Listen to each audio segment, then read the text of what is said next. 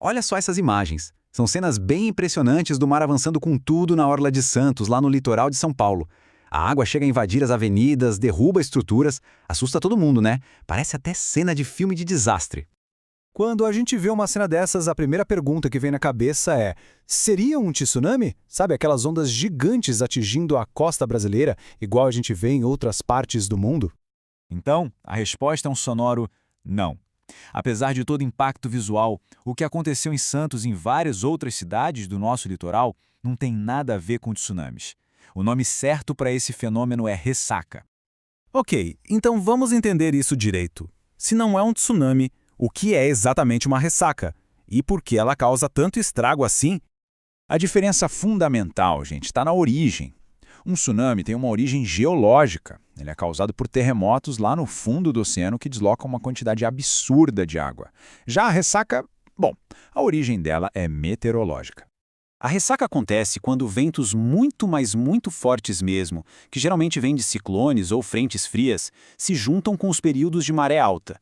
Essa combinação acaba empurrando o mar para cima da costa, e aí o nível da água e o tamanho das ondas aumentam drasticamente. E olha, para não restar nenhuma dúvida, a oceanógrafa Letícia Chabiuk explica que a nossa localização geográfica nos protege. O Brasil está bem no meio de uma placa tectônica, longe das bordas, onde acontecem aqueles grandes terremotos que geram tsunamis. A chance, segundo ela, é praticamente zero. Mas o fato de não termos tsunamis não significa que estamos livres de problemas.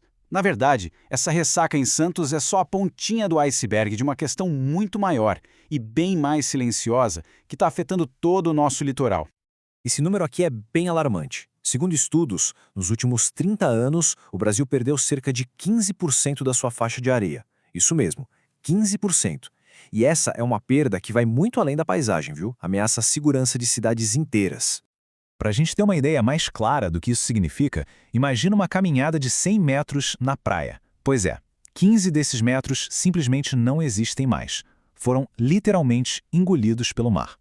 E esse fenômeno não poupa nem os nossos cartões postais mais famosos, não. A praia de Copacabana, lá no Rio de Janeiro, por exemplo, perdeu uns 10% da faixa de areia dela em apenas 10 anos. É muita coisa. Tá, mas por que as nossas praias estão desaparecendo desse jeito? A resposta está numa combinação de fatores naturais e principalmente da ação humana. Antes de mais nada, é importante a gente entender que a praia é muito mais do que um lugar para lazer.